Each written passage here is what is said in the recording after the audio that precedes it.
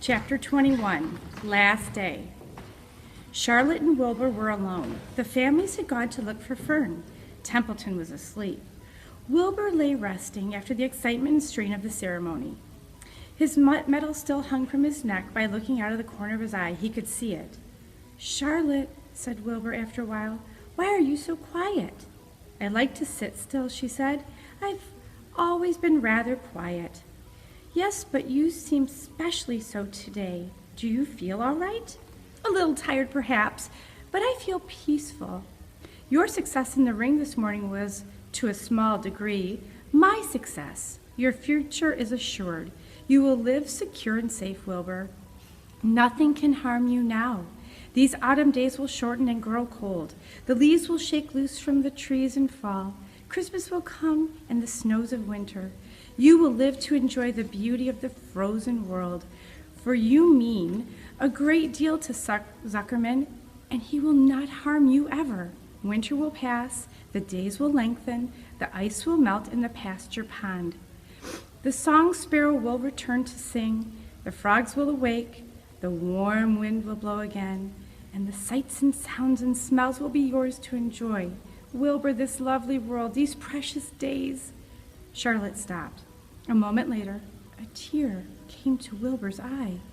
"Oh, Charlotte," he said, "to think that when I first met you, I thought you were cruel and bloodthirsty."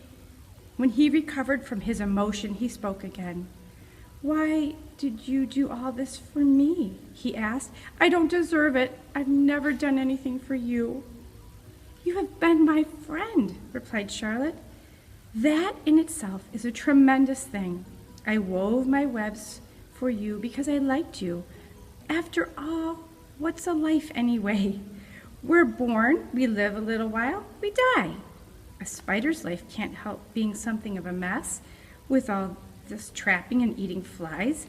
By helping you, perhaps, I was trying to lift up my life a trifle. Heaven knows anyone's life can stand a little of that." "Well," said Wilbur, "I'm no good at making speeches.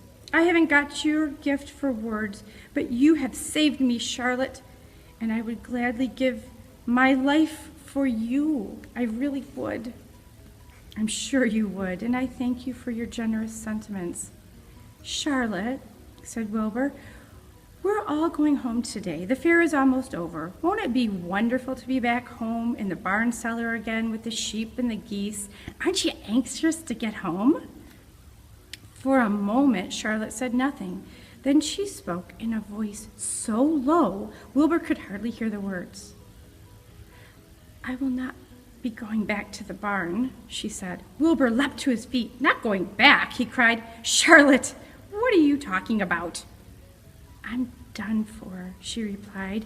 "In a day or two, I'll be dead. I haven't even the strength enough to climb down into the crate. I doubt if I have enough silk in my spinnerets to allow me to the ground." Hearing this, Wilbur threw himself down in agony of pain and sorrow. Great sobs racked his body. He heaved and grunted with desolation. "Charlotte, Charlotte, my true friend." "Come now, let's not make a scene," said the spider. "Be quiet, Wilbur. Stop thrashing about."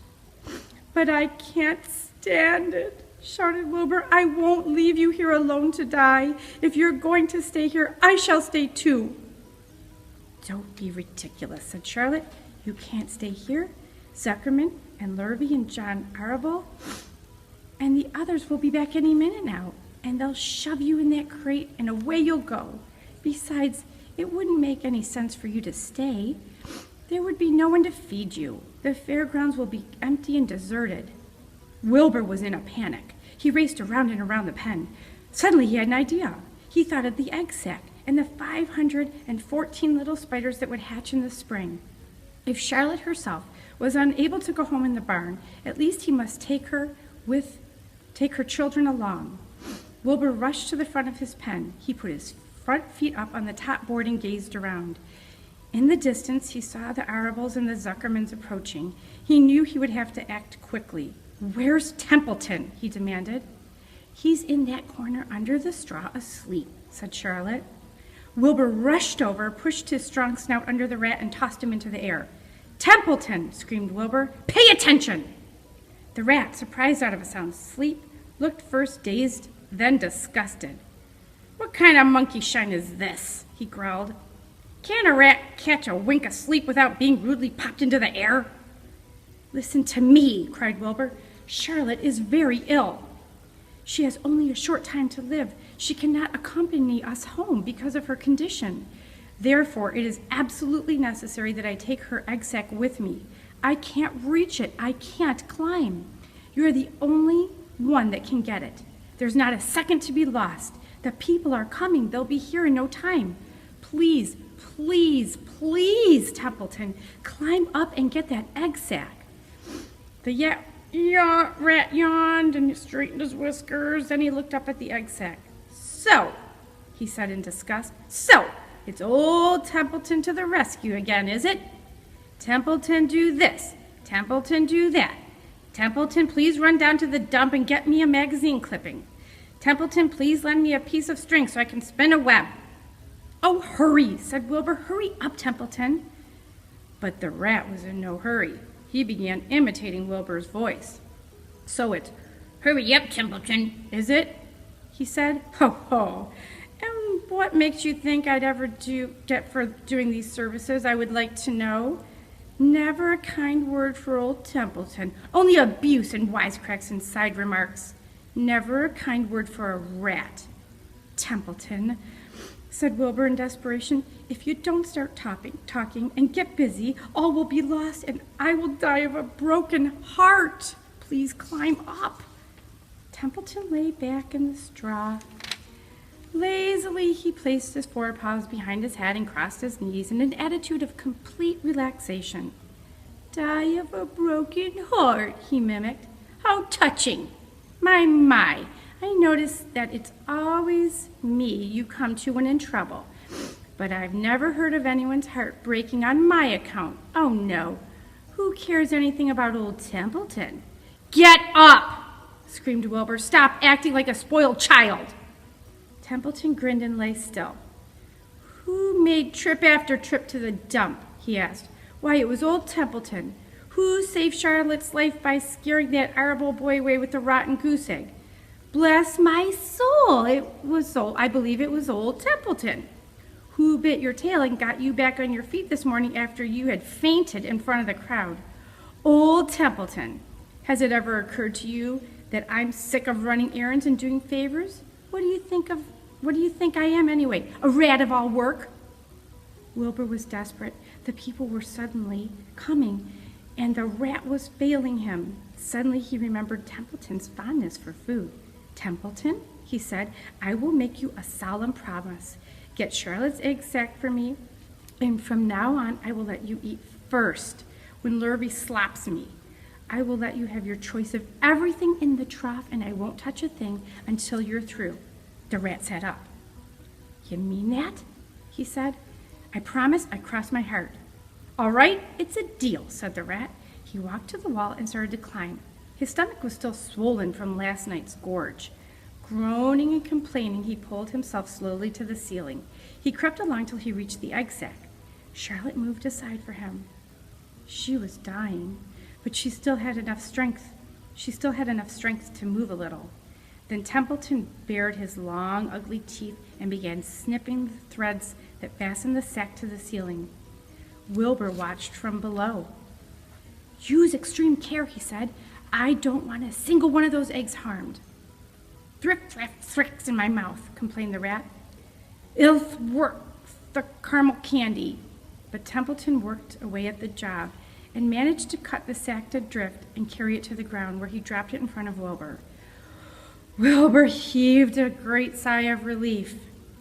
"Thank you, Templeton," he said. "I will never forget this as long as I live." "Neither will I," the rat said, picking his teeth. "I feel as though I've eaten a rotten spool of thread." "Well, home we go." Templeton crept into the crate and buried himself in the straw. He got out of sight just in time. Lurvy and John Arable and Mr. Zuckerman came along at that moment, followed by Mrs. Arable, Mrs. Zuckerman, and Avery and Fern. Wilbur had already decided how he would carry the egg sac. There was only one way possible. He carefully took the little bundle in his mouth and held it there on top of his tongue. He remembered what Charlotte had told him, that the sack was waterproof and strong. It felt funny on his tongue, and it made him drool a bit. And of course he couldn't say anything. But as he was being shoved into the crate, he looked up at Charlotte and gave her a wink. She knew he was saying goodbye in the only way he could, and she knew her children were safe. "Goodbye," she whispered. Then she summoned all of her strength and waved one of her front legs at him. She never moved again. The next day, as the Ferris wheel was being taken apart and the racehorses were being loaded into the vans and the entertainers were packing up their belongings and driving away in their trailers, Charlotte died. The fairgrounds were soon deserted. The sheds and buildings were empty and forlorn. The infield was littered with bottles and trash. Nobody in the hundreds of people that had visited the fair knew that a gray spider had played the most important part of all. No one was with her when she died.